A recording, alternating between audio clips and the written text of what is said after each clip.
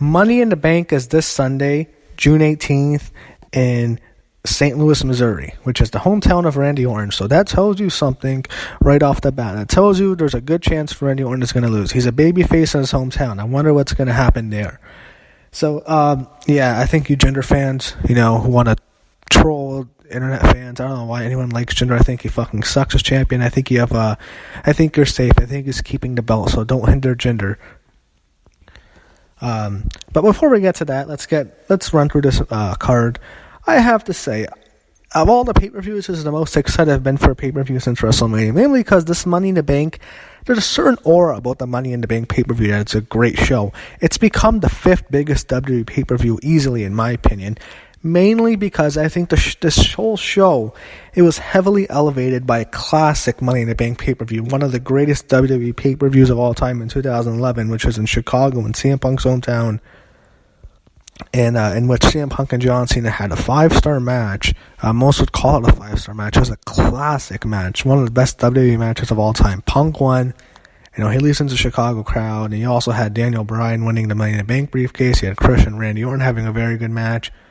You had another Money in the Bank match that was really good. So that was just a great show. And I think ever since then, people look forward to the Money in the Bank pay-per-view a lot more. And they're usually good shows. It's hard to have a bad show when you have a Money in the Bank. The ladder match itself is almost always great. So whenever you have a great match, it's hard to have a bad show. So Money in the Bank is always one of WWE's strongest pay-per-views. And because of that, I'm looking forward to the show. I think the show is going to be a good show, in my opinion. I think it's going to be good.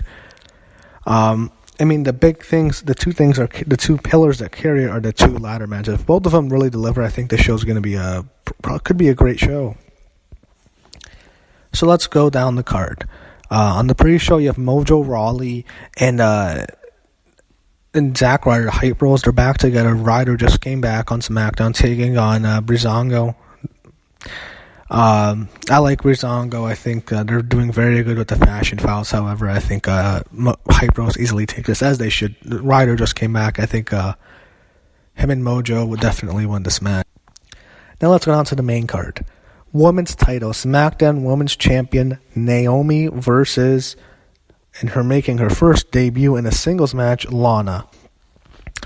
Lana did have a match at last year's WrestleMania, but that was in a women's tag, like a big, giant 7-on-7 women's tag.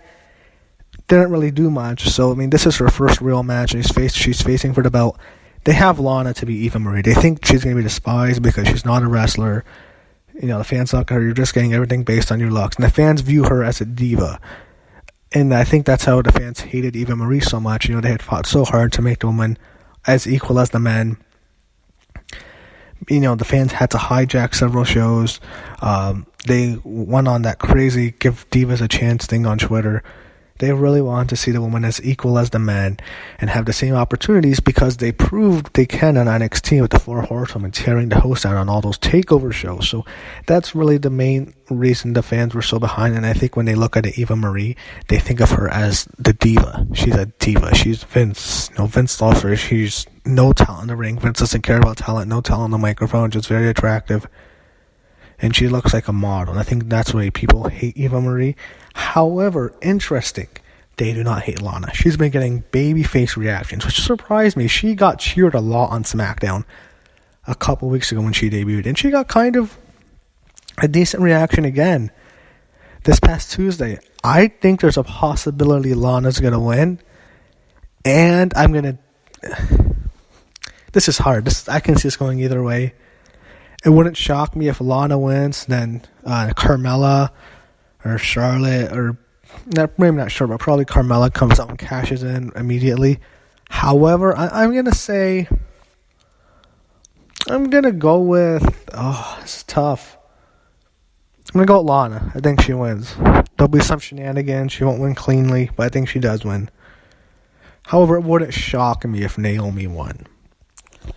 Now we get to the women's Money in the Bank match, which is going to be the women are going to have a lot of pressure here. You have 3 great workers. You have Charlotte, you have Becky, and you have Natalya. They're all going to work very hard. I think Charlotte's probably going to want to kill herself. I know in the Hell in a Cell match she had lost last October, there was reports that she wanted to do a moonsault from the top of the Hell in a Cell. Thankfully, Vince to not allow that, or we might have had a tragedy. I wouldn't be surprised if she tries to do the moonsault from the top of the ladder and almost kills herself. She'll do anything. She is fearless. She is just... I really, really appreciate Charlotte. She will go out there and she is not afraid to bust her ass. She will put her body on the line. She does whatever she needs to do to entertain the fans and put on a great match because she wants to be the best. So I have a lot of respect for her. We all know Talia, how much she loves wrestling. She's going to want to do everything. And same thing with Becky. Becky, very, very great wrestler. I think she's been in some ladder matches. She might have some experience on the indies, maybe not. But, I mean, she's been in hardcore matches for sure. So, problem is you have Tamina, who is absolutely horrific. She sucks. I saw her match on SmackDown against Naomi. That match was fucking trash. Tamina's terrible. And Carmella's not very good at all. And, unfortunately, that's my pick to win. My pick to win is Carmella. I think Enzo gets involved. I don't think Carmella's ready. I don't understand why she's getting a push. Other than she's a hot blonde. I guess maybe that's what Vince wants. I just don't get it. She's nothing. She is not good on the mic. She is terrible in the ring. And when she comes out, she is the least over of all the women on the main roster. Maybe except Tamina. Can you think of a woman who gets less of a reaction than her? Of all the women on the main roster, she gets the least reaction besides Tamina. She gets nothing. Zero. No reaction at all. But I see her winning anyway, so that's my pick. I think Ellsworth gets involved. And I think after she wins on SmackDown, I think there'll be a lot of comedy stuff with Ellsworth and the Money in the Bank briefcase. And I think Ellsworth's run his course. I know he's a huge fan of wrestling. He got lucky. It's a nice story. But, I mean, come on. What's the point now? Now we get to the SmackDown Tag Team Championships. Usos and the New Day. New Day will win the Tag Team Championships, and they will beat the Usos. However, not on the show. They'll get it eventually. Maybe they need to wait till SummerSlam. Maybe on Battleground in July. But they're going to get the belts. I don't think it's here. I think they'll have a series of matches. I don't be surprised if we see 3 or 4 straight pay-per-views with these teams. It's going to be probably going to get old very quick. However, I think the Usos retain. I think they heelish ways. I think they go over here, and I think they should. I think they have some momentum right now. I don't think they should take the belts off them just yet. And you don't want to take the belts off them. They might end up like American Alpha. And by the way, where the fuck is American Alpha? Where are they? What happened to American Alpha? Did Vince McMahon just give up on them already? Is he just going to release these guys? Where the fuck is American Alpha? They have gone Mia for no reason. Anyway, Usos win this match. Now let's get to the second Money in the Bank, which is the men's Money in the Bank, which is by far, I think, the most anticipated match on the show, and the match that will sell the show more than anything is that match. Very anticipated. You have 5 great workers in here, and you have 1 clumsy, tall, sorry excuse for wrestler. Baron Corbin sucks. That guy is a bum. He is shit. He is terrible. He's a terrible talker. He can't talk for shit. I mean, the only reason they like him, I guess, I don't get it. He's tall. That's it. That's all he has. He's tall and he's big. I guess that's all you need. Yeah, that's all you need, right? He has big muscles. That's all you need in this fucking company to succeed, even though you fucking suck. That guy is trash. He is garbage. He sucks. I don't think there's one good thing about him. He has a terrible look. It's not like he has this cool look. I mean, with Roman Reigns, he has a really good look. You have to go on that, even though I'm not a fan of his. Baron Corbin has a horrible look. He looks like shit. His hairline is just terrible. And it's not like he's overly jacked, like he's like this very thick guy, like he's very intimidating, like Braun Strowman, where he looks like a bad motherfucker. I mean, I know Corbin has a background in boxing and stuff, and football, but I mean, the guy is fucking terrible. He has a horrible hairline. What the fuck? Can he shave his hairline? It's just embarrassingly awful to look at. It's hilariously bad. It looks like it's a Hulk Hogan level hairline in the 80s. That's how bad it is. The Hulk Hogan hairline. He is, and the reason I'm talking to him so much, he's going to win this match. That's my pick. If you saw my review on SmackDown, I went off. He got pinned by Sami Zayn in the middle of the ring. I just think for sure, I think there's almost a lock he's winning, and I'm extremely unhappy, but Baron Corbin's winning this match. This guy sucks. I don't see anyone else winning. Sami Zayn is the second closest possibility, mainly because how he's being booked. Usually when you book like shit, you win this match. I don't see it happening. He would be the second choice. If I think Corbin's not winning, the second most likely candidate I think would be Sami Zayn. And it wouldn't shock me if he's the kind of guy who catches in and loses like Damian Sandow, and that killed his career.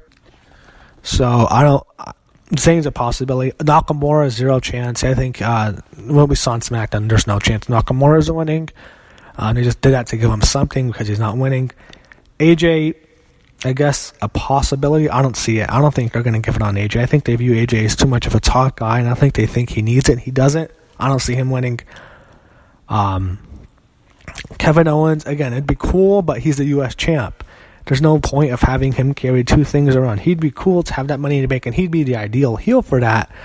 Because, he's kind of plays a badass heel at times, but he also plays that chicken shit coward kind of heel at times. He'd be a good candidate, but I think because he's already U.S. champ, I don't see him winning. And Dolph Ziggler, we don't even need to talk about. So, yeah, Corbin's my pick. It's pretty depressing to think about. And, of course, the rematch of the century, the match we've all been dying to see. Jinder Mahal and Randy Orton in Randy Orton's hometown. I was originally thinking Rusev comes in and screws everything, and there's a heel. He beats up both Mahal and Orton, and he just poses to end the show and ruins the match, maybe. Leads to a match with Shane McMahon at SummerSlam. I think that's a possibility. However, I'm not going to go with that. I'm going to say Jinder wins. I won't be clean again. I don't see him beating Randy Orton in the middle of the ring 2 pay-per-views in a row.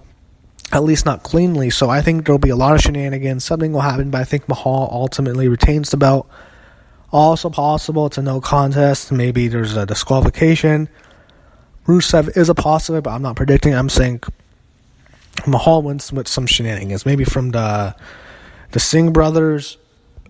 But however it happens, I think Mahal wins. I think you're going to see Mahal and Cena feud for the rest of the summer. So Randy Orton loses in his hometown because it's WWE. Babyfaces always lose in their hometown, and I think that continues for sure. So I'm going to go with that. I'm going to go with Mahal, and it'll be heelish way of how he wins.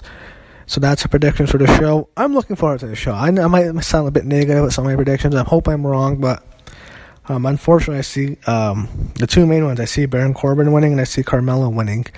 And I think this is the kind of show that's going to piss everyone off. It's going to be one of those shows everyone's pissed off. Worst show ever. But it may actually be a pretty decent show. And I think it probably will be a good show because of the ladder matches. So, whatever happens with the results, I just hope we get 2 great ladder matches. So, as long as this ladder matches, both of them are both really good, I think the show will be a good show.